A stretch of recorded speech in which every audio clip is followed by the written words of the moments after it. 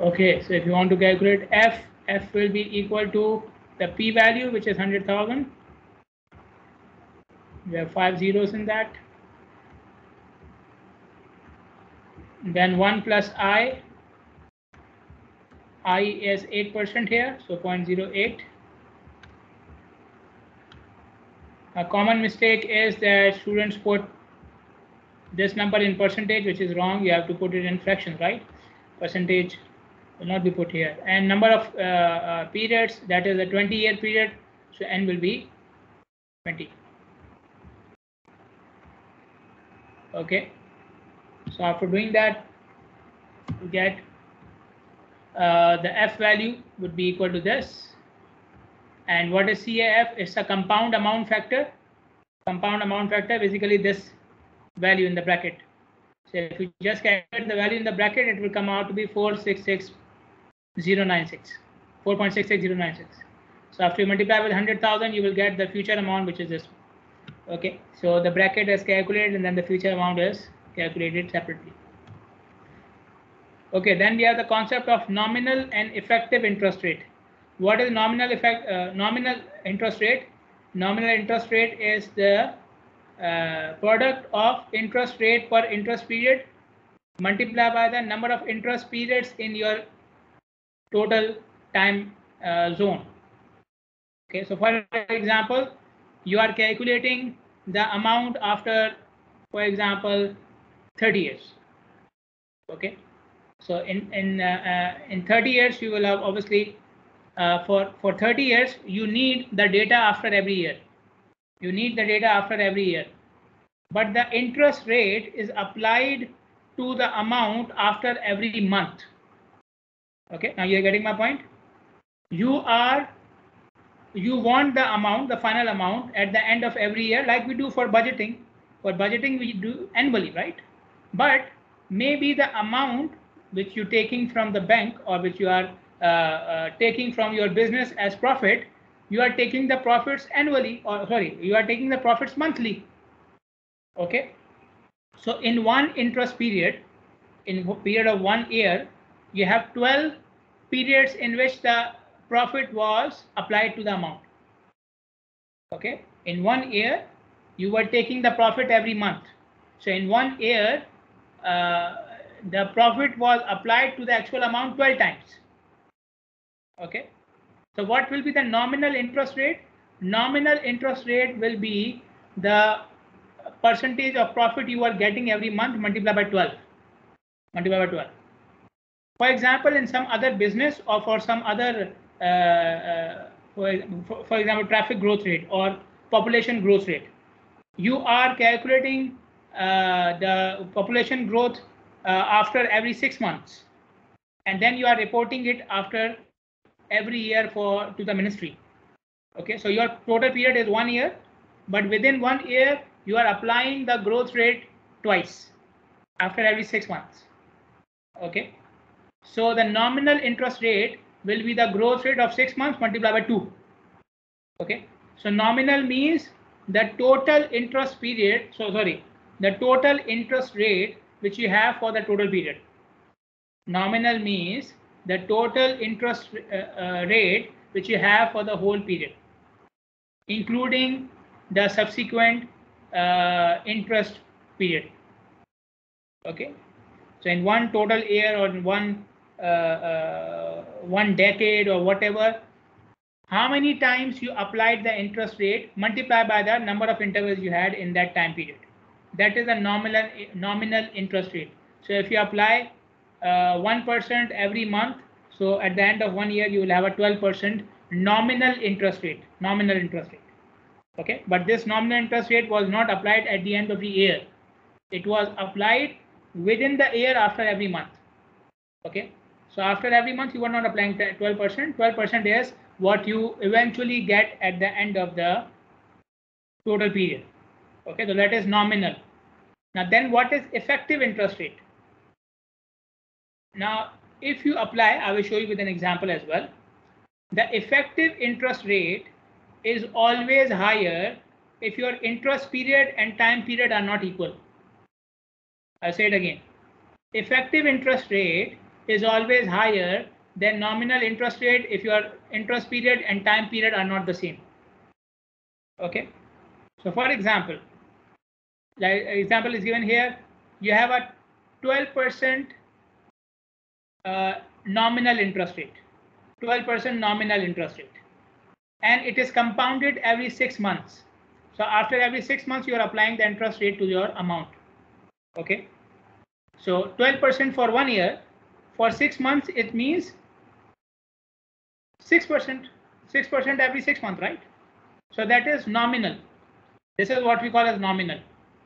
But when you will apply 6% twice to the amount, and when you will calculate the actual profit you got at the end of the year, the profit will be more than 12%. So the actual profit you got because of the multiple compounding periods is what we call as effective interest rate. So effective interest rate is the actual profit you get on your amount due to multiple compounding periods in your time period. The effective interest rate is the actual interest rate you will get, the actual profit you will get on your amount because of multiple compounding periods in your time period. Okay, so because you are applying the compounding after every 6 months, in the end, you will not have a 12% total profit in 1 year. You will have more than 12%. Okay, let us see with an example. We have 1 million. Okay, we have to find out the equivalent of 1 million after 5 years.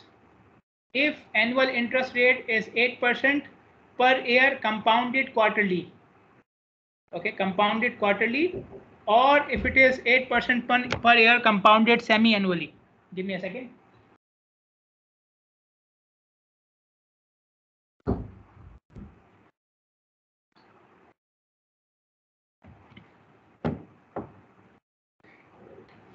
Okay, so we have two options. The interest rate is same 8% per year, but it can be applied 4 times in a year. So compounded quarterly means 4 times, right? Quarter is 1/4, or compounded twice in a year, meaning semi-annually. So we have to find out the effective annual interest rate for each case. In each case, what will be the effective annual interest rate? Now, what is the nominal interest rate in this case? Can someone tell me what is the nominal interest rate in this case? What is given as the nominal interest rate? Tell me. Again, a very easy question. Look at the question. What is the nominal interest rate? Is given. How much?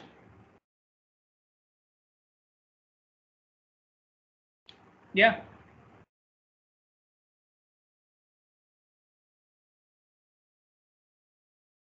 Safa, Ali. Yeah. Ali, go ahead. 8%. Only one value given, right? You see, I'm just asking some simple questions, okay, to keep you awake, and inshallah, all the difficult questions will be in the exam. So just be aware. So nominal is 8%. Nominal is 8%, and this 8%, if you apply it quarterly, then the nominal for each quarter will be 8/4, which is 2%. And if you apply 8% compounded semi-annually, so it will be 8/2, which is 4% per year. 4% per 6 months. Okay, so nominal is 8% per year, or 2% per quarter, or 6% per 4% per 6 months. Okay, now if you want to calculate the equivalent of 1 million after 5 years, there is one simple way in which you can do it. Very simple. You will use the same equation which we have used earlier. I want the future cost, I have the present cost, and I will apply 1 plus I to the power n, but I and n will be according to the number of compounding periods. I and n will be taken according to the number of compounding periods, not the number of years. Okay, so n will not be 5, n is 20. Why it is 20? Because in 1 year I am having compounding 4 times quarterly, right? I'm talking about part A. For the time being, I'm talking about part A. So in 1 year, I will have compounding or the interest rate being applied 4 times. Okay. So 4 times every year. So in 5 years, you will multiply it or you will get it for 20 times. Okay. So this is why N is 20 here. Okay. And I will be also for each quarter. So if 8% for the whole year, then for 1 quarter, it will be 8 upon 4. So it will be 2%. 2%. Okay. Got it? So this is a simple way to find out the future value. The future value. The future value of your 1 million is 1.448. Sorry? Yeah, I didn't get the 20. Which one? 20 N equals 20. Which one? N equals 20. I didn't get it, Doctor. The total period is 5 years. Okay. And the compounding is applied quarterly. Okay. So quarterly means every year 4 times, right? Quarter of a year is 1 by 4, right? So every year I will have 4 quarters. So in 5 years, how many quarters we will have? 4 into 5, 20. Okay. Okay. Okay, Doctor. So your 1 million will be worth 1.485 million at the end of 5 years if the compounding is applied quarterly. Okay. Now, how do I find out? How do I find out the effective annual interest rate? The nominal interest rate is 8%. What is the effective interest rate? So if I had applied, if I had used 5 here and use the interest rate 8%, the nominal value, and use 5 years here, I would not have the same amount. Okay, because of the compounding applied multiple times in a year. Okay, so this 1.485 is higher than what you will get if you apply the compounding once in a year. Okay, if compounding was only once in a year, so N will be 5 and I will be 8, so you will not get the same amount. You will get a lower amount. Okay. Now, what is the actual interest rate or the effective interest rate which is applied to my amount because of this compounding? For that, what we will do is we will we will equate the future amount after 1 year using both approaches. We will equate the future amount for after 1 year using both approaches. Okay. So my equation for calculating future amount is, okay, if you want to calculate the future value, it is P 1 plus I to the power N. I'm applying it for after 1 year, so N is 1. Okay, this is simple. This is the using the nominal interest rate. Okay, and this should be equal to what I will apply if I apply the effective interest rate. So effective interest rate is termed here with R. R is what? Effective interest rate. Okay, so this should be equal to P, present amount will not change, 1 plus R upon M. What is R? R is the effective interest rate.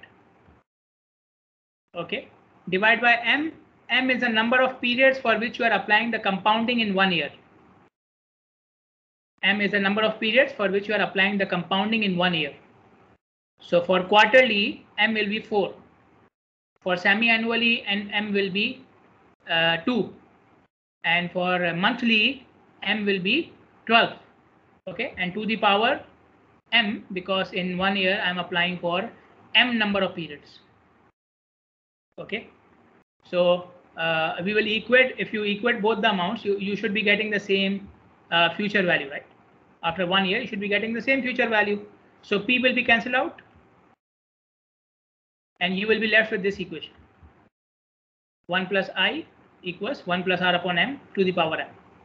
Okay, 1 plus I, where is the power? Power is 1 because it's for the first year. Okay, And what is R? R is the effective interest rate for the whole year. What is M? M is the number of periods for which the compounding is applied in 1 year. Okay, so using this, you can calculate the effective interest rate, which is I. So you take 1 on the other side, so you will get this equation. So using this equation, you can calculate the effective interest rate. Okay, so if you apply this equation, R upon M, so R was 8%, M was quarter. Okay, like 3 months. So R upon 8 upon 4 will give you 2%, right? We already did it. So 2%, and M is again 4 applied quarterly, 4 times in a year. Okay, so if you do this, then I comes out to be, you can see, not 8%, it comes out to be 8.2432%. So actually, every year you are not compounding by 8%, you are compounding by 8.2432%. And the difference is because the compounding period is shorter than your time period. Your time period is 1 year, but you are doing the compounding every quarter.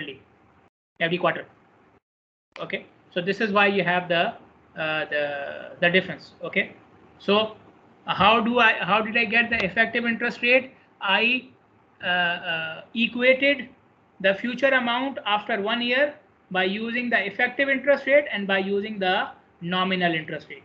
Okay, so by effective interest rate you will get 1 plus I, and by using the nominal interest rate you will get 1 plus R upon M to the power M.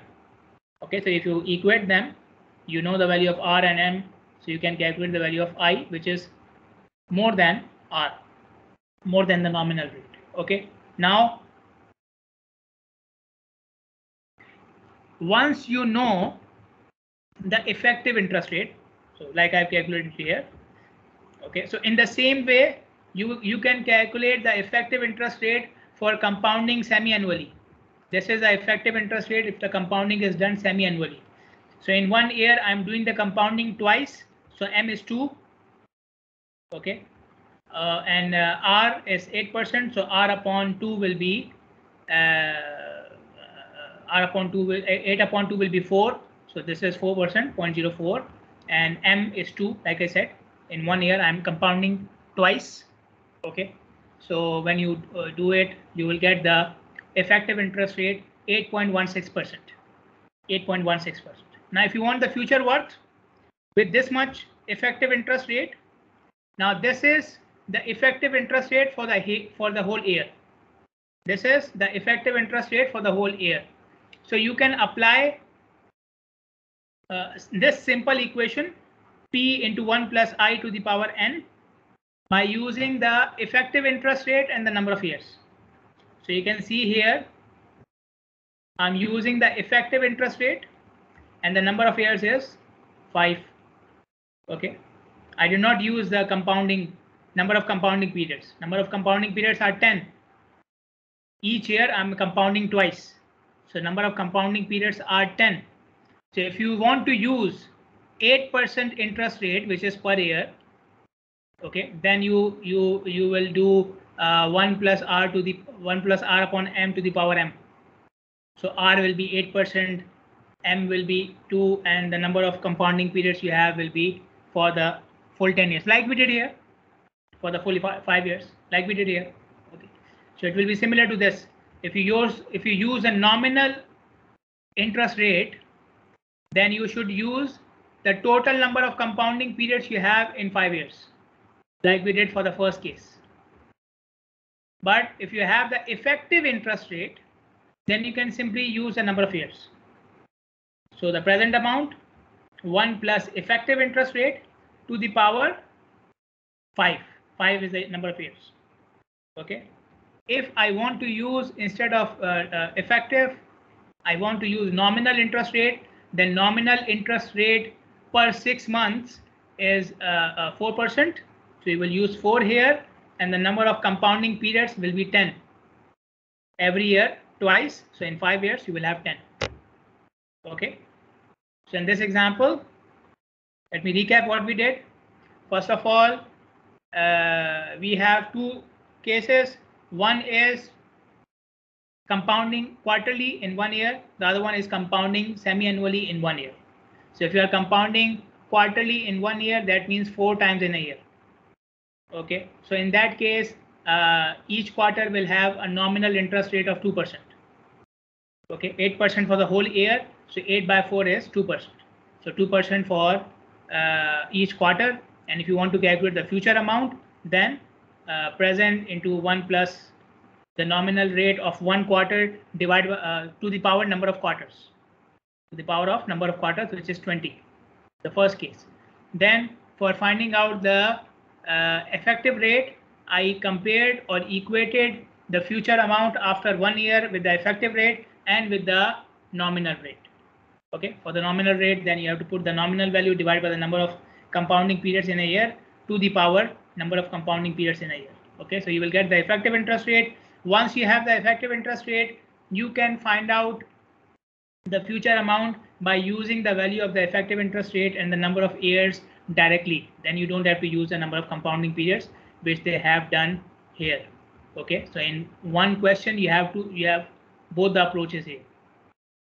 This is the first approach where you don't know the effective interest rate and you did not find it, and you have the second approach where you found the effective interest rate, so then you just use the number of years with the effective interest rate. Any questions?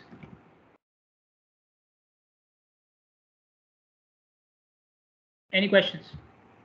Clear? No, doctor. Okay. Then we have discrete and continuous compounding.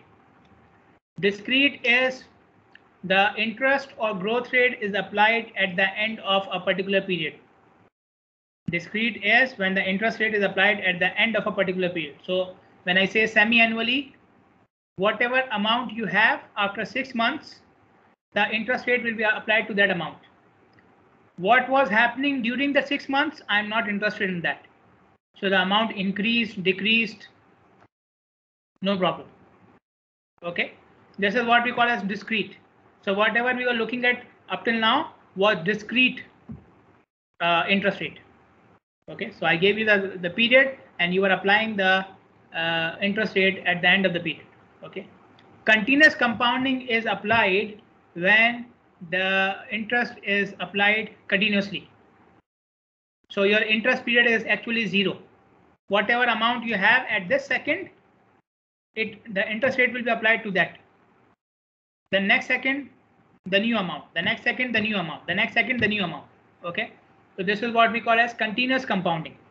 So discrete is when you have a fixed interest period and the interest is applied to whatever amount you have at the end of the interest period. And continuous compounding is when the interest period becomes 0. So the interest is applied continuously without any break. Okay, so even the amount increases for a couple of seconds, the interest rate will be applied to that new amount. Okay, so if you have continuous compounding, then the equations are these. These are the equations for continuous compounding, where R is the effective interest rate. Okay, sorry, the nominal interest rate, and N is the number of interest periods you have. Okay, and again, if you are calculating future using present, then e to the power r into n. Okay, and this is what we call as single sum compound amount factor, what we have said earlier as well. The factor which you use to calculate future amount using present, this is known as single sum compound amount factor. And if you are calculating present using future, then you will do the reverse, right? So the reverse factor is known as single sum present worth factor. Same thing, what we have said earlier. Okay, the compound amount factor for calculating future and present worth factor for calculating present. So these equations must be used if the interest rate is applied continuously. In most of the cases in real world, this is what happens. Compounding is applied continuously. For example, stock markets. Okay, they have like a continuous process by which they are updated. Okay, so the profits keep on changing second by second.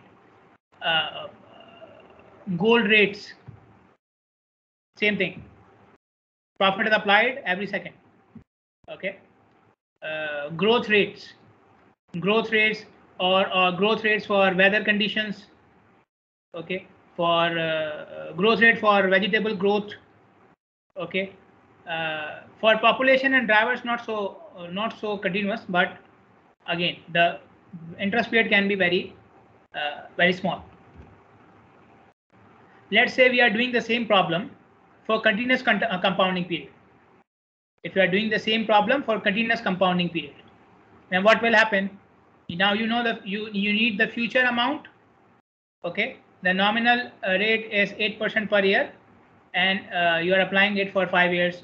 So if you use a continuous compounding equation, then the future amount is 1.491 million. Okay, so this is more than any of the amount you got in the previous example. Okay, so continuous compounding will always give you a higher value.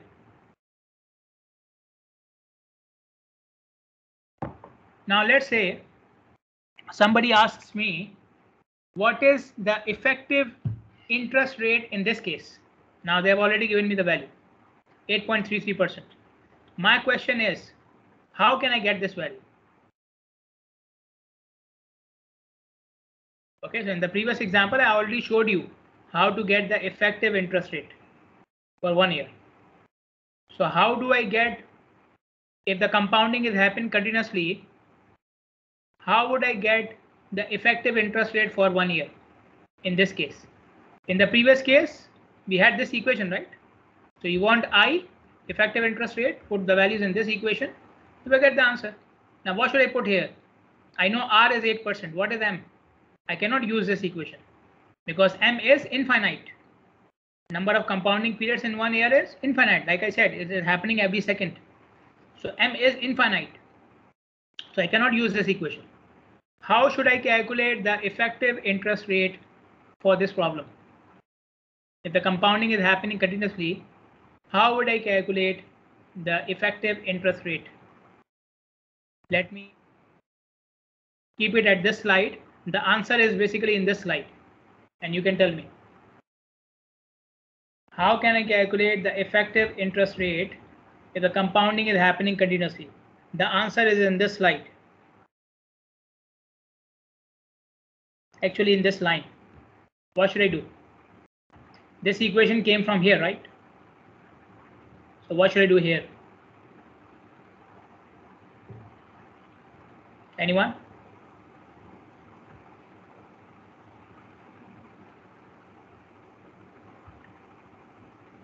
Anyone? Or should I keep it for the exam?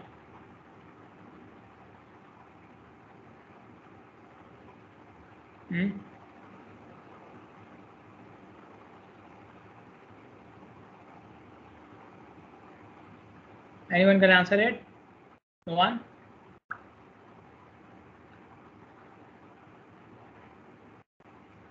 What would be the change here? Can anyone tell me what would be the change here? The change is very simple. If you believe me, the change is very simple.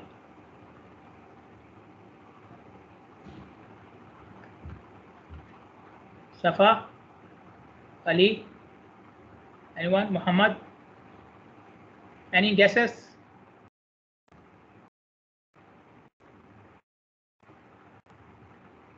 Sayyid?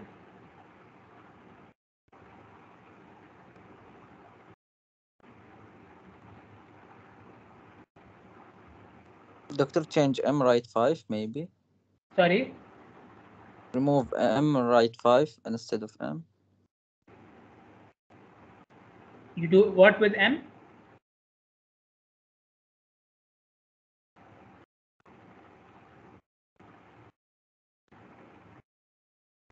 Actually, what you are doing here, you are taking the equation of simple compounding and putting it equal to this equation, right?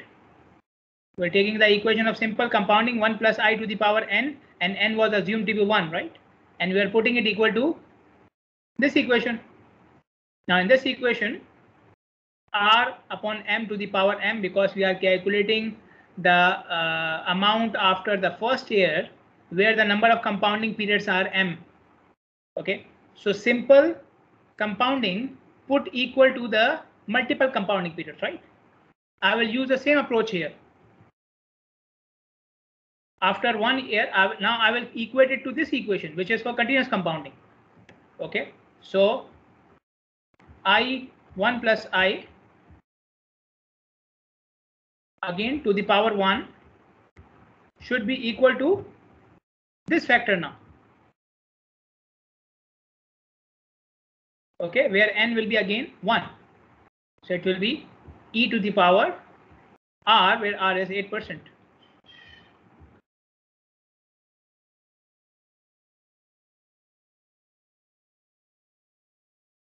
Okay, so from this equation we calculate the value of I now.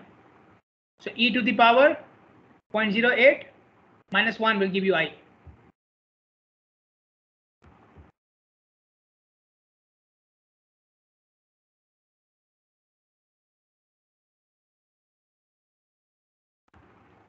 This will give you 8.33%. Okay, so again using the same concept, the concept was use the equation of simple compounding after 1 year and put it equal to the multiple compounding period equation after 1 year. That is what we did in the previous example. In this example, instead of putting it equal to multiple compounding period, we will put it equal to the equation of continuous compounding period. Okay, so again n will be 1, and and then you can find out the value of I here. Okay, another method of doing it, which is very simple, put 5 instead of 5, put it equal to 1. Okay, and this is very basic from where I started today. Very basic. Instead of 5, use 1. So you will have the future value after 1 year. So you have the present value and you have the future value after 1 year. Take the difference, divide by the present value. We'll get the effective interest rate. Okay, so either you can put the factors equal to each other and find out the value of I, or calculate the value after 1 year using the continuous compounding period equation, and then take the difference of future minus present upon present. It will give you the effective interest rate. Okay, you can use both approaches. Inshallah, both of them will give you the same answer. Okay. Okay, now we move on to the concept of cash flow. Cash flow. Up till now, we have been talking about a single amount. Okay, a single amount. So I have an amount now, and I'm trying to calculate an amount in the future. Okay, so present and future. That's it. I have a present amount, I have a future amount.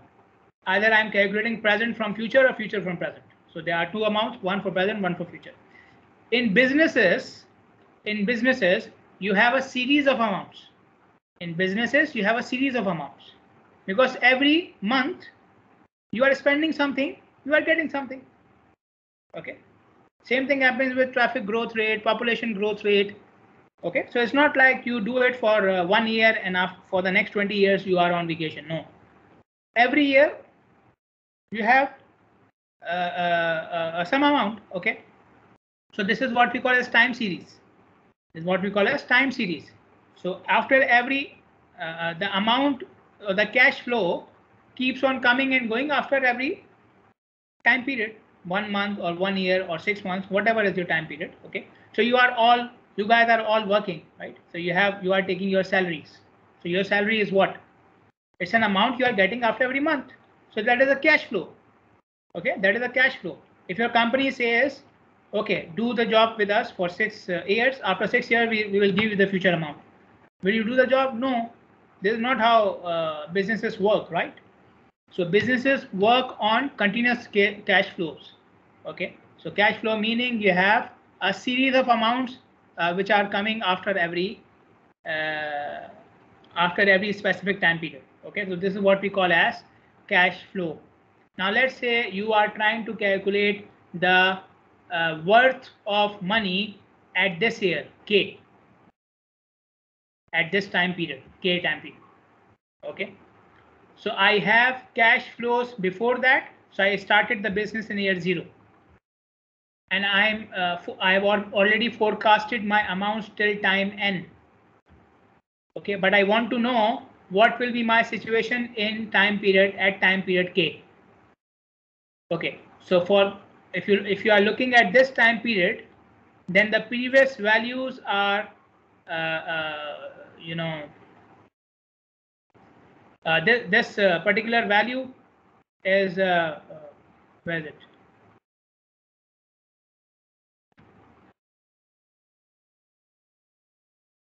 So for if you are looking in future, then you are calculating the present value, right?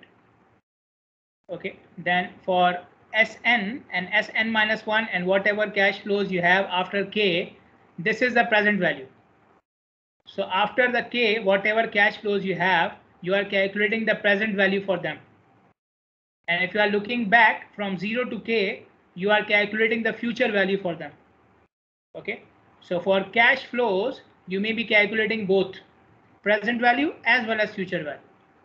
Okay, so any period which is before K, you are calculating its future worth, and for any period which is after K, you are calculating its present worth. Okay, so K is somewhere between, somewhere on the timeline, somewhere intermediate in the timeline. Okay, so whatever cash flows you will get after that, this particular time will become the present for them, and whatever cash flows you have before them, it will become the future for them. Okay, so in a cash flow analysis, you may be calculating present worth as well as future worth at the same time. Okay, this is what I'm trying to say. And cash flow can be negative, positive, or zero. Cash flow can be negative, positive, or zero. So for example, you earned or you invested, for example, you started a new business, okay, and you invested, let's say 10,000 BD. Okay, so you bought an office and you hired the staff and so on and so forth. So after 1 month, if you calculate the cash flow, it will not become positive. You will not recover 10,000 BD in 1 month. Okay, or you cannot recover the complete capital investment in 1 month. So for the first one, it may be zero or it may be negative. Then as your business progresses, it may become positive because the amount you are spending will be less and the amount you are getting will be more. Okay, so the cash flow, depending upon how much you are earning and how much you are spending, can be negative, positive, or zero. Okay, and in that case, it will be known as net cash flow. What is net cash flow? Income minus expenditure. Income minus expenditure. Receipts and payments. What you got, receipt. What you paid, payment. Okay, so net cash flow can be negative, positive, or zero. Okay, let us look at an example. We are given with the following cash flow. Now the cash flow is this one. This is the cash flow. Okay, the first two, sorry for that, let me.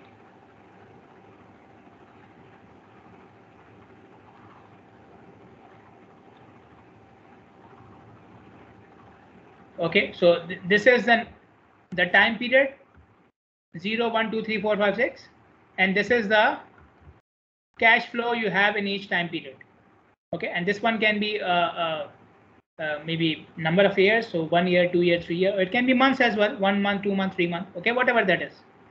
Okay, and there are, so this is the cash flow. This is the given. The first and the second row is actually the given.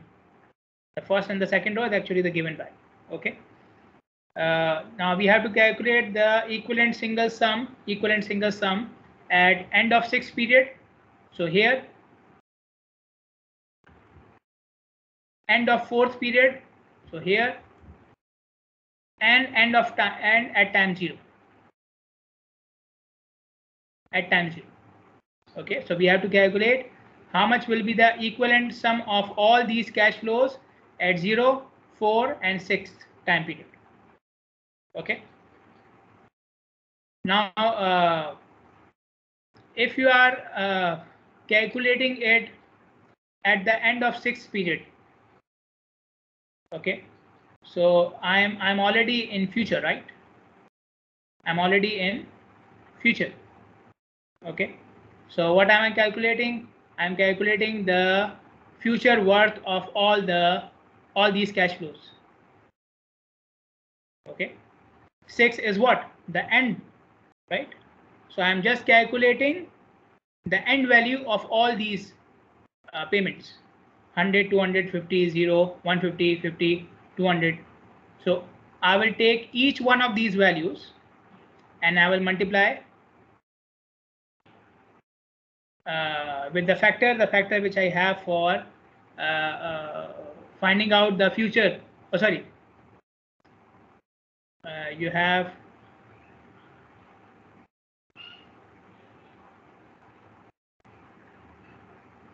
this is your present. You are calculating future.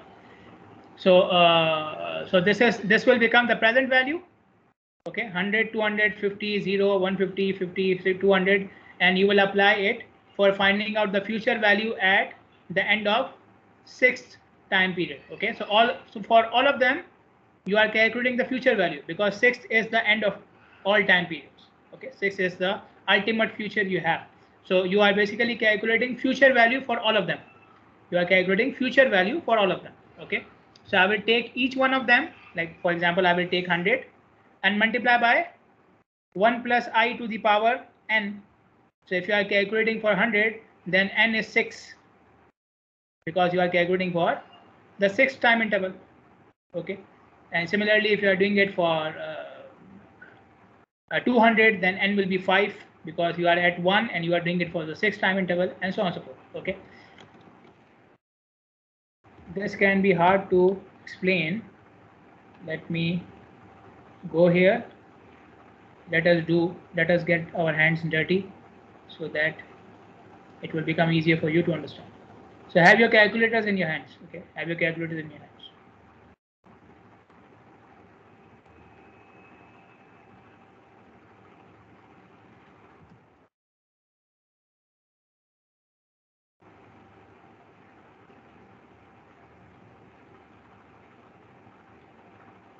So air, amount, and factor, future.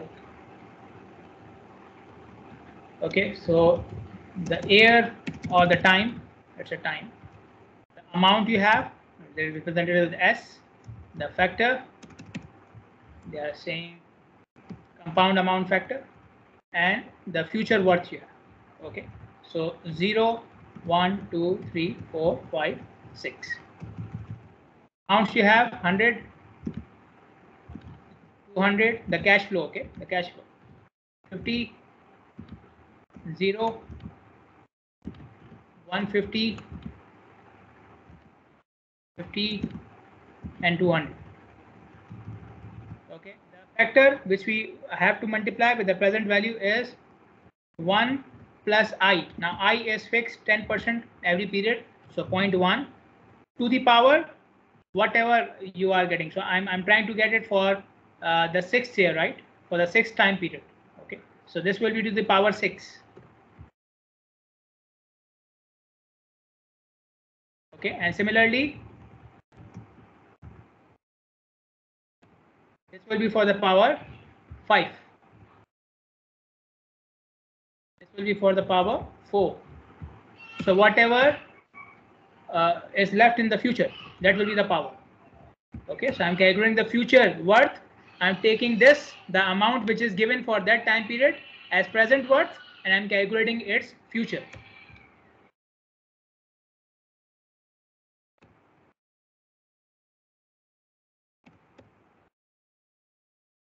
Okay, this one is very simple.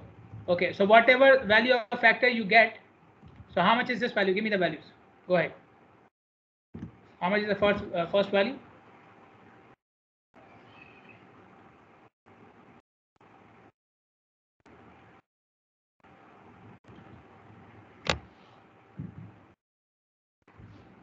How much is it? 1.1 to the power 6. How much?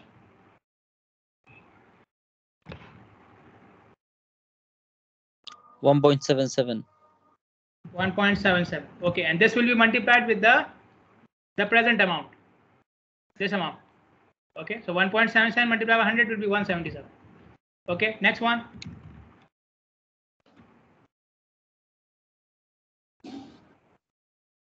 1.61. Next one. Multiply by 200 direct. Yeah, multiply 1.61 you said. Yeah. So it will be how much? 322.1. Okay.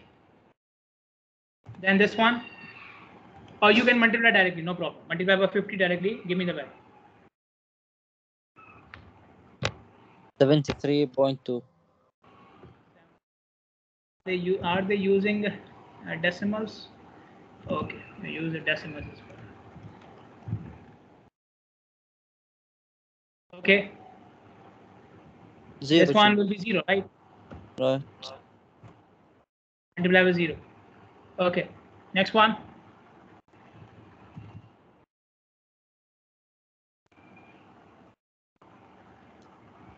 $181.5. 181.5. Okay. This is 55, right? Yep. This will be 200. Okay. So this is the future worth of every cash flow. If you do the summation, it will give you the future value at the 6th year for all of them. Okay. So do the summation of this column, the F column. How much will you get?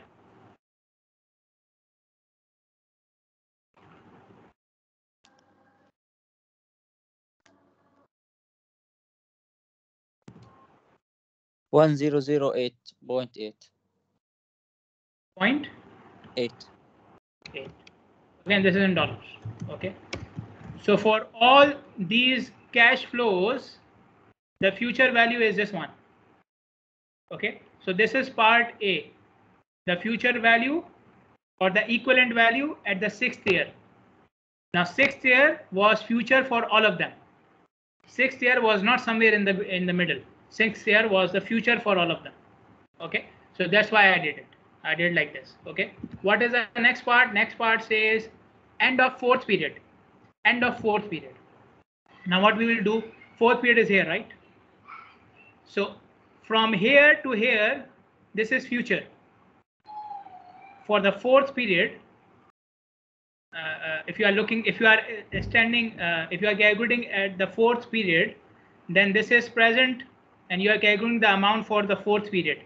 So 4th period is future for this amount, this amount, this amount, this amount, this amount, or for this period and this period and this period. Okay, from 0 to 4, I am calculating the future worth. I'm calculating the worth at year 4, right? So year 4, if you are standing at year 0, then year 4 is the future. If you are standing at year 1, year 4 is the future, and so on and so forth. So all the amounts till year 4 must be they must be converted to their future values, which I have already done. These are the future values, right? These are the sorry. It will change. It will change. Let me do it. Let me do it.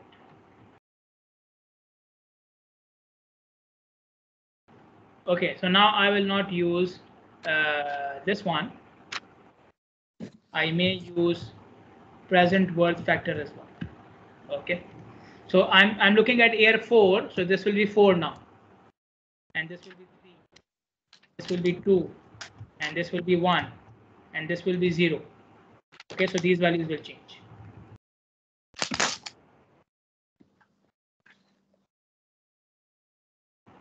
Okay, now what will happen after year 4? Now if you are calculating year 4 and standing on year 5, then you already are in the future, right? You are already in the future and you are calculating the present worth at year 4. Okay, so this will be the other way around. Then I will do the inverse now. 1 divided by this whole thing, because now I am calculating at year 4 standing at year 5. Okay, so I'm already in future, I'm calculating the present value. So instead of doing this, I will do the reverse. Okay, and same thing here, 1 divided by I'm standing at the 6th period and calculating for year 4. So I'm already in future calculating present worth. Okay, so these values will change.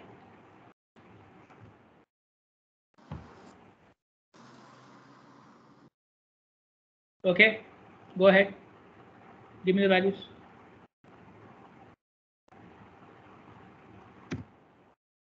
So from here to here, I'm using the compound amount factor. And for these two, I'm using the present worth factor because these two values from year 4 are in future. So I'm converting future to present.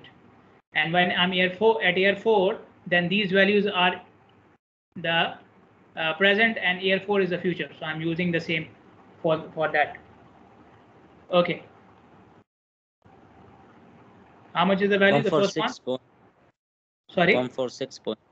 146.4. Okay.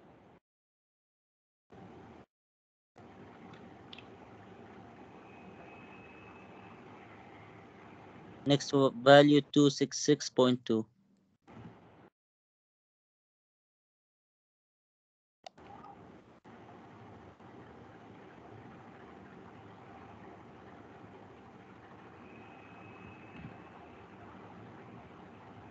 Third value 60.5.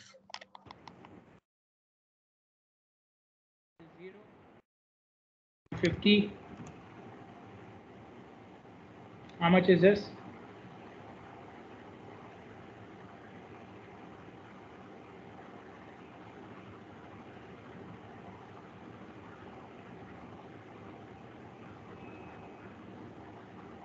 $45.45. 45.5. Yes. This one.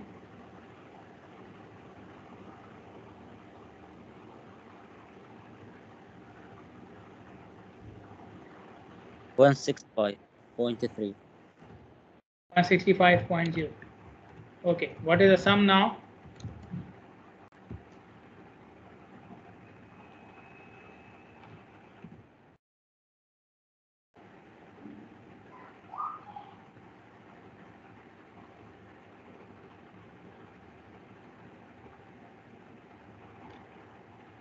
$676.6. How much? $676.6. Okay, so this is at year 4. At year 4. Now, if you want to do it for year 0, so we did it for year 6. So we were basically converting everything into future. Then we did it at year 4. So till year 4, we were converting everything to future. And after year 4, we are converting everything to present. Okay. Now we are doing it for, sorry? It is 835.6. Sorry. 835. Okay. Now you are doing it for year 0. Year 0. So looking from year 0, everything is in future, right? Everything is in future. So you will be converting, or you will be applying this factor to all the amounts. You're applying this factor to all the amounts. Okay. Just this factor to all the amounts. You already know the power will keep on changing. Okay. But there's a simple method as well. There's a simple method as well because of part A. Otherwise, what you should do, make a table like this, and for every amount, calculate this factor. Okay. And the power will be according to number of periods from 0. So the first one will be 0, second one will be power 1, then 2, then so on. Okay. But this factor will be applied to, because you are calculating for year 0 and everything else is in future. But since we have already calculated the total future value, this is a total future value, right? So you can simply apply the present worth equation to this one value and it will give you, because this is already for the for 0 to 6 years, right? So from 0 to 6, the future value is this one. So just convert this future value into present value. This will also solve your problem. Okay. So let me say this is I'm calculating present value. Okay. I'll use the present worth factor, 10% interest rate, and for 6 periods.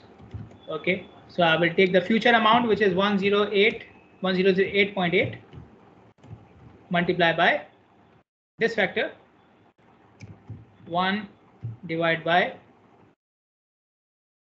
I'll just simply write 1.1. Okay, you know how from where it is coming, to the power 6 periods. Okay, from 0 to 6 periods. How much is it?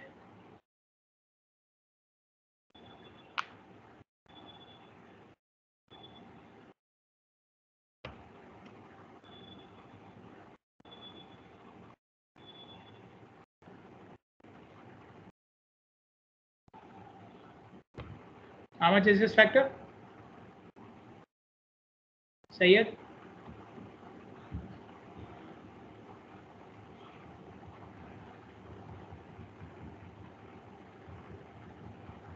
Anyone? Safa? How much is this? The power is for the denominator, okay? The power is for the denominator. How much is it? 569. 569. So since we already calculated the total future value, so instead of doing it for each and every amount, I just converted the total future value into present value. Otherwise, you do the same thing like we did here. Okay, like we did for the first case, but instead of taking this factor, multiplying this factor, we will multiply with its inverse. Okay. Then we can have equal series of payments. Equal series of payments. So every month, same payment is released, or every month you have the same cash flow. This is what we call as equal series of payments. So this is more common with us. We have monthly salaries which are equal. Every month we get the same salary, right? Or monthly installments. Again, you buy something on installments. Every month you will have the same installment, right? So this is what we call as equal series of payments. Okay. And again, for equal series of payments, you may calculate an amount intermediate. So after maybe 3 years, 4 years, 5 years. Okay. So for some of the amounts, I need to calculate the future. For some of the amounts, I will be calculating the present. Okay. Or you can calculate the total of the complete series in present at year 0. So this is the p value. Or you can be calculating the future of the complete series. So this will be the f value. Okay. So either you may do it somewhere in the middle, calculating the equivalent amount in the middle, like we did it for the 4th year in the previous example, or you may be calculating it for year 0, then you are calculating present worth of everything, or you may be calculating for year n, which is the last year, then you are calculating future worth of everything. Okay, so this can happen. So up till now, we have already discussed these two equations, right? These two factors. So this factor is used when you have present value, want to calculate the future value. So present multiplied with this factor will give you future value. And this is the inverse of that, like we did. Or for equal series of payments, you can use these 4 equations. Okay. So the amount which you are paying or receiving at each month is S, or each time period is S. So S represents the cash flow, equal cash flow which you are taking or giving at the end of each time period. So that is S. Okay, P is at year 0, the worth at year 0, and F is the worth at year n. Okay, so these are the factors for them, and these factors must be multiplied by the given amount. Okay, so if you are calculating compound amount, so it means you are calculating F using the S value. You are calculating F using the S value. Okay, then we can have sinking fund factor. Sinking fund factor, you have a future value, and you are calculating the equal series of payments which you get. Okay, so somebody already told you that in future, the total amount which you will be getting is this much. So what should be the monthly payment which you should be getting for its equivalent? So that in that case, you will be using the sinking fund factor. If you have the future value, calculating the equal series, you will use the sinking fund factor. So F multiplied by this factor.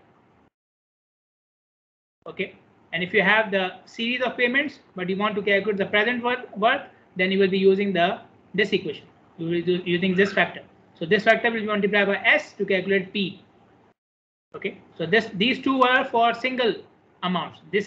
All of them are for series of payments, equal series of payments. And then you have the capital recovery factor.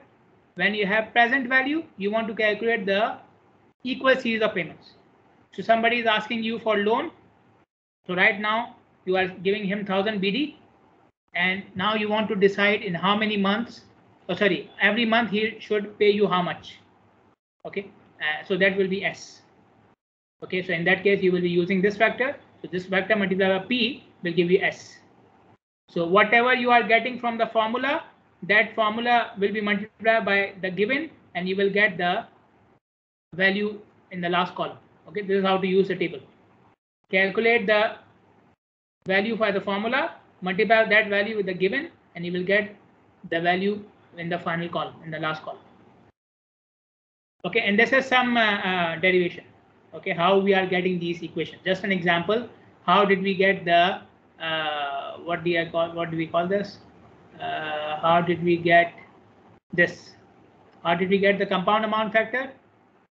You take each payment and you multiply with 1 plus I to the power n, then s is constant, so s will come out, and then I to the power n will remain in the bracket. You add all of them, and then you simplify it, you will get this equation. Okay, so this is all these equations.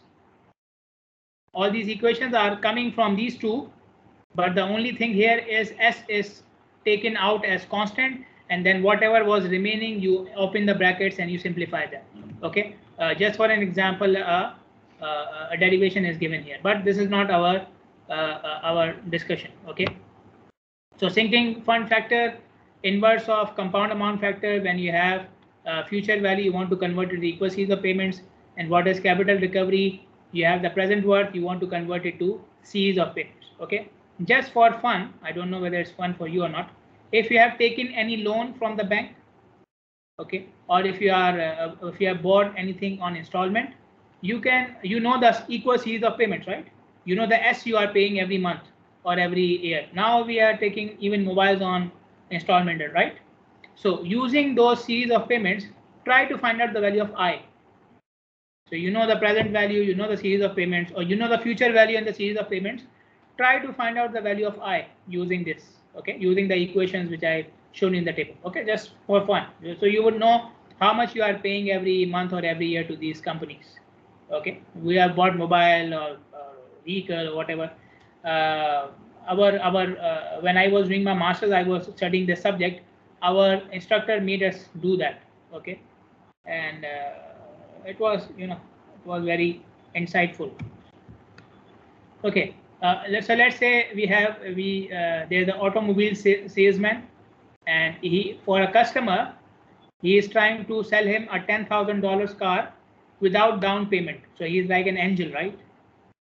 He's like an angel. He's not from this world, so he is giving a $10,000 car without any down payment. He's saying the customer has to pay 48 equal monthly payments. Okay, so equal series of payments, 48. Okay, without down payment. The first will be at the end of first month and so on and so forth. So there will be 48 installments. The number of periods is 48. The n value is 48. Okay. Interest rate per year is 12%, which is compounded monthly. Okay, which is compounded monthly. So obviously in that case, 12% per year compounded monthly. So every month 1%, right? Every month is 1%. 12 by 1, 12 by 12. So every month is 12%. Okay. What we have to find out, the S. Okay. And the monthly payments which the customer has to pay, and the equivalent sum at the end of 48 month period. So future. So we have to calculate the S value and the future value. Okay. So let us do that. So I have the present amount, and I want to calculate the series of payments. Present and the series of payments. So I will use this factor. Okay, I will use this factor. N is 48 and I is 1% every month. Okay, 1% every month.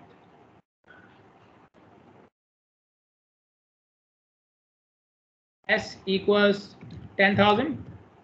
I do not use the. So I 0.01, 1 plus 0.01 to the power n, which is 48.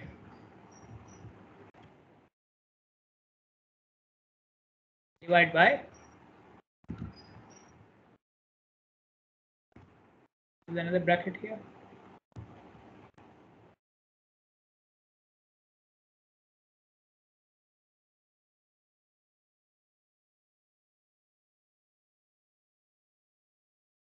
.01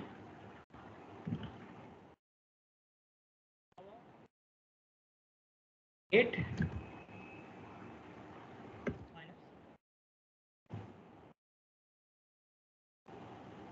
Okay. How much is this?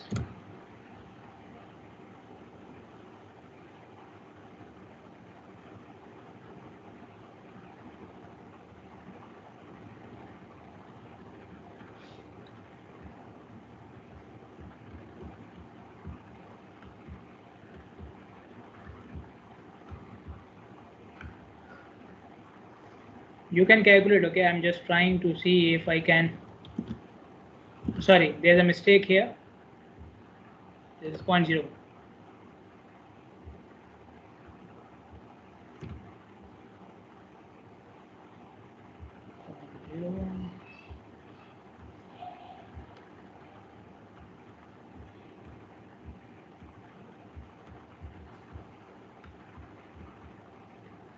I'm just trying to see if I draw it, whether it will be faster or not.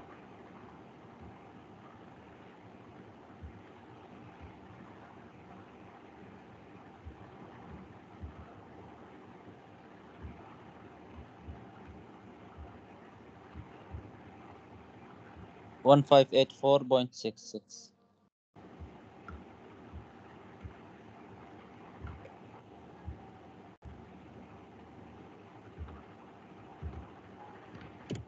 Mm, 584.66.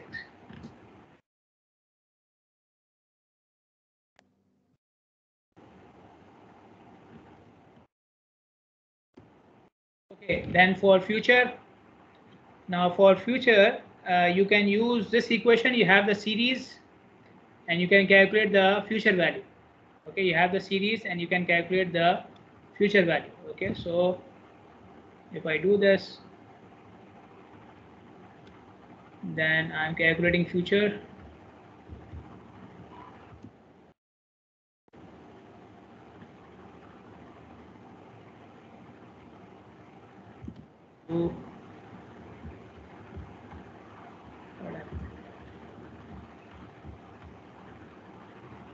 So I will multiply 1584.66 and multiply it with this complete factor, which is 1.01 power 48 minus 1.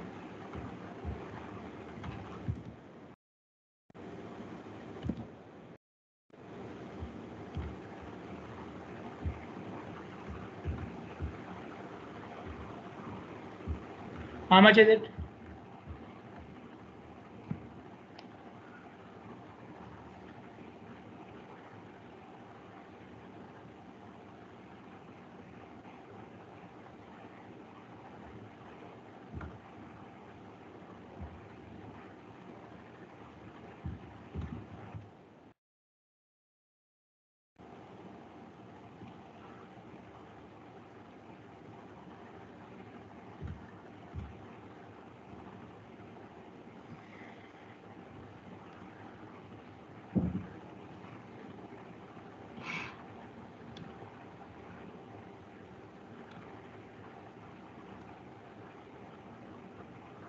How much is this value?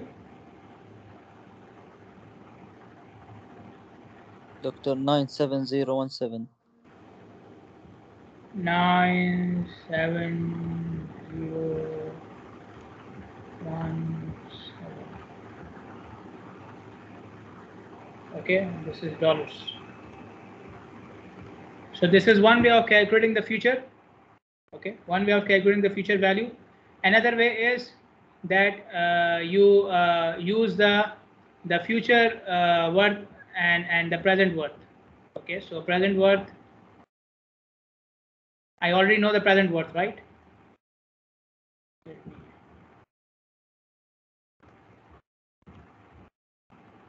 So present worth is 10,000, right? I already know it.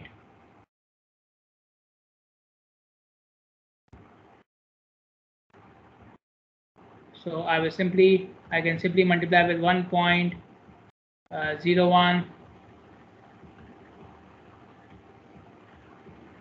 to the power 48.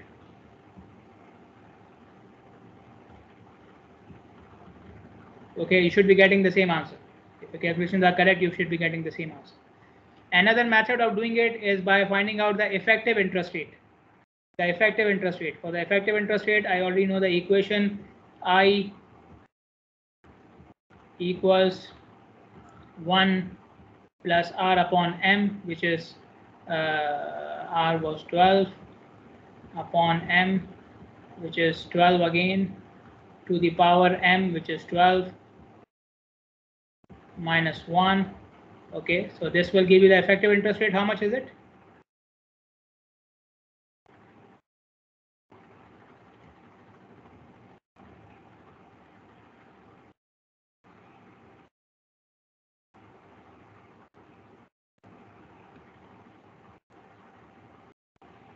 One plus 1, 2 to the power 12 minus 1. How much is it? Sorry. This should be 0.12, 0.12. Sorry.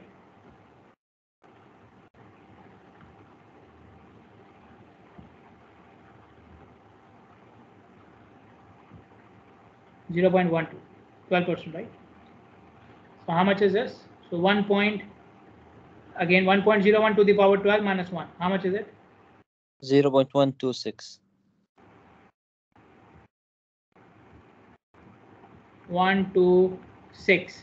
So basically 12.6%, right? 12.6%. So the effective interest rate is 12.6%. Now you can again find out the F value using the present worth equation. Okay, so present worth, which is 10,000. Okay, you know that. Now I will use the effective interest rate, which is 0.126 to the power now 12 years, because it's already effective. Okay, the power 12. So sorry, not 12. Not how many years are there? 48 means how many years? 4 years, right? 48 is 4 years. Yeah, 4 years. So 4. Okay. So for future worth calculation, there are these three methods. You can use the series of payments which you are making to calculate the future worth. Okay, that is the capital recovery, sorry, the sinking of fund factor. Or you can use the present worth and the number of compounding periods with the nominal rate to find out the future worth, the second one which I did here. Okay, this one. Or you can find out the effective interest rate and then apply the equation with effective interest rate for 1 year, every year. Number of periods is per year. Okay, in both cases you will get the same future worth. Okay, you can try it, and if there is any disparity, then you can recheck your calculation. Okay, in the end you should be getting the same factor whatever method you are using. Okay, superposition of cash flows. What do we mean by superposition of cash flow? Actually, we have already done that. We have already done that in the previous example. So what you do is you take a series of payments, convert it into a future value or a present value, and then if you have to convert it for future, you will convert that single value. Or if you convert it to future or present, you will convert that single value, not the whole series. And we have done it already in this example. In this example, we have already done it. Not this one, sorry. This one. In this example, we have already done it. I had, what did I do? In the first part, I converted all the values into future value. And then I found the future for the entire series. So this is the superposition. I can replace all these 7 values with this one value for future. Okay. Now, if you want to calculate the present value, instead of doing it for each and every amount, just convert this single value into the future amount, into the present amount. Okay. So this is what we call as superposition. Remove the series. Instead of the series, calculate a single value which represents the series. and then you can replace it with that. You can replace the series with that value, and whatever you have to do, you will do it with that single value. So your calculations will be easier. If you do the superposition, your calculations will be easier. Okay. And similarly, you can, if you have several cash flows which are complex, you can compare, divide them into simpler cash flows using superposition. Let us look at one example of that. Yeah.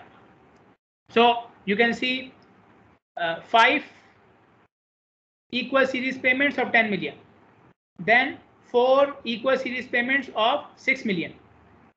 Okay. I want to calculate their present worth. Okay, I want to calculate their present worth. Okay, so there are different methods in which the superposition can be applied to this particular figure, to this particular cash flow. Okay, so the methods are written here, and I will show you with the calculation. So have your calculator at hand, so we can finish it quickly. First thing is total there are 9 payments. Okay, total there are 9 payments. 5 of them are 10 million. The remaining are 6 million. Oh, sorry, yeah, 6 million. Okay. First method of doing it is, so 6 is common, right? From 1 to 9, 6 is common. From 1 to 9, 6 is common. Okay. So first of all, calculate the present worth of equal series of 6 million. Calculate the present worth of equal series of 6 million. Then I know for these 5 years, 4 million is remaining, right? From each of these 10 million, 6 million is already calculated. So for the remaining 4 million, I will again apply the simple, the equivalent series, equal series formula for the 4 million remaining. Okay, how? Let me show it. I think if we do it, better. Okay, first of all, let us look at which equation we have to use, which factor we need to use. I have series and I'm calculating present worth. So this equation, the most complicated one, I've written it here as well somewhere. Okay, it's written here. Okay, so present worth. Was I doing the correct thing here then? Did I apply this equation earlier? No. I have series and calculating present worth, right? I did not do it earlier. Yeah, I did not do it earlier. Okay, what is the compound rate here? 8% per period. 8% per period, whatever it is. One period is 1 month or 1 year, we don't mind. It's 8% per period. Okay. So let me write the equation first. So I'm calculating present worth. I have, first of all, I will take series of 6 million. Okay, because 6 million is constant from 1 to 9. So I have series and calculating present. So 1.8. So it is 8%. So 1 whatever 1.08 to the power, where is it, n, 9 here. Okay, so this is in the power.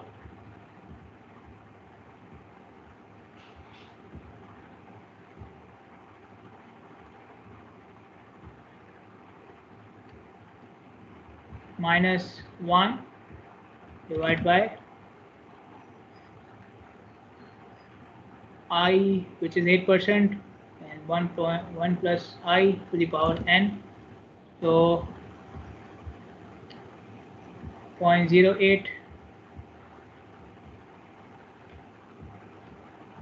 1.08 to the power n, which is 9.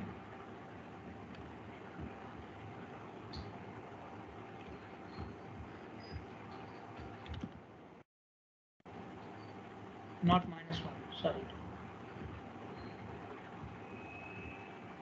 Okay, so give me this value. Sorry, not this value. Let me add the other factor here as well. Then I will apply the same equation to the remaining 4 million. 4 million for the 5 years then.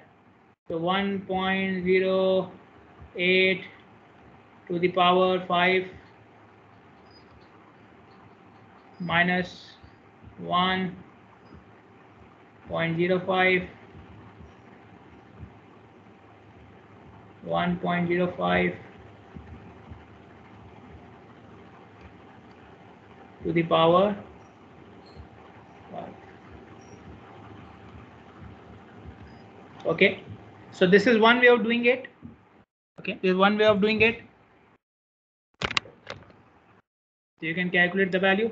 Give me the value. So first of all, the 6 million which were constant from year 1 to 9, I calculated the present worth of those 6 million.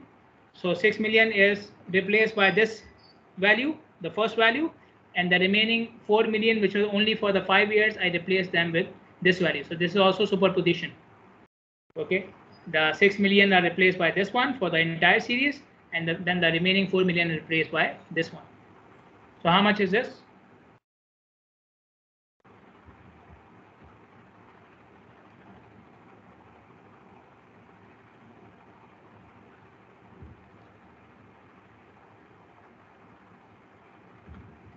The other way of doing it is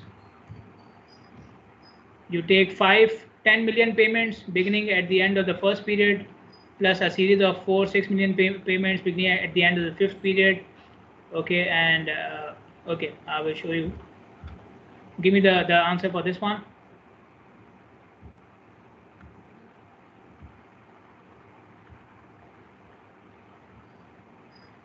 Another way of doing it is take P, you take 10 million. Okay, same thing, 1.08, but 10 million are only for 5 periods, so 5 1 divided by 0.08,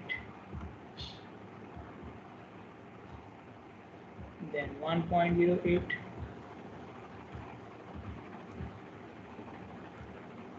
to the power 5 plus 6 million, 1.08 to the power 4, because they are only for 4 periods, minus 1, then 1.0. I think there's a mistake here. This should be 8. Okay, this should be 8.08. Interest rate is the same, 0.08. So please correct it, 1.08 and 0.08, because interest rate is not changing. So 0.08 into 1.08 to the power 4. Now this is a series at the end of the fifth period. This is a series at the end of the fifth period. Now I need to convert it to the present amount. Okay, so this is a future amount. If I'm looking at year 0, then this is a future amount. Let me go back here. So I calculated it here. For these 6 million, I calculated the present worth in year 5. Then I need to convert it from year 5. So the 6 million series is converted to single amount for year 5. Then from year 5, I should convert it to year 0. Since this is a single amount, then 6 million is converted to single amount. So I can use a single amount equation. So after multiplying with this factor, the series of 6 million is converted into single factor. So again, the principle of superposition. So then I will calculate, I will just apply the single amount factor, which is 1 plus 0.08.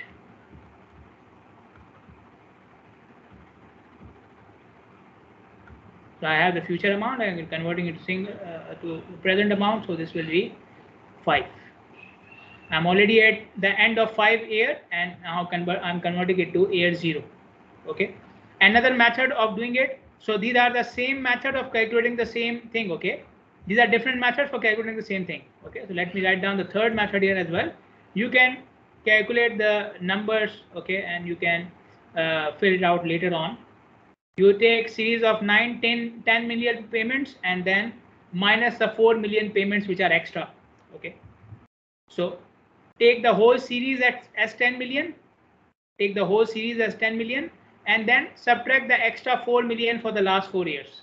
Subtract the extra 4 million for the last 4 periods, not 4 years, 4 periods. Okay, let me write it here. So P, again I will take 10 million. Now 1.08 for all 9 periods minus 1.08 1.08 power 9 minus, because in these 10 millions which I have taken for the last 4 periods, 4 million is extra. So now I will subtract 4. Okay, so the remaining rest of the things are same as this one. Here I was adding, now I will subtract. 1.08 power 4 minus 1.08 1.08 power 4. So this has series converted into a single value again at the 5th time period. Now I will apply the single payment equation to convert this single future payment into present value.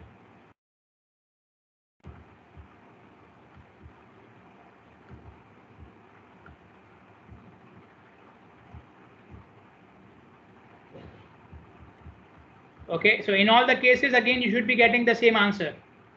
These answers all should be the same. These are different approaches to calculate the same value. Okay, so I will stop here. The exam will be including values up to topics up to this slide. Okay, so I did not complete this chapter, so exam will be up to this slide, whatever we have done up till now. 10th November on campus from 4 to 5:30. Okay, I will later on communicate the exact room number. Okay, I have to get it booked from the department. Okay, and I have already explained the guidelines for the term project at the start of the lecture today. So people who did not come earlier, please see the recording, and the guidelines are on Blackboard. If you find any confusion, please contact with me. Okay, any questions, any queries, any suggestions, anything you want to say, please go ahead. Anything? Everything is clear. So what did we do today? We completed the matrix algebra. Did not do much, we just tried to go through it. Then we moved on to the economics concept. In the economics concept, we learned about value of time. We looked at different types of compoundings, simple, discrete, then nominal and effective. Then we looked at the cash flows, how we can work with the cash flows and analyze the cash flows. And then the last example was superposition. And we also discussed the equations which we can use for equal series payments, equal series cash flows. Any questions, please? Any questions, queries? If you have any questions regarding term project or the topics, please contact me on Teams or the email. Okay, I will prefer that anytime. Okay, so clear? Everything is clear? Clear, Safa, Ali? Yes, okay. Doctor. Thank you. Have a nice couple of weeks.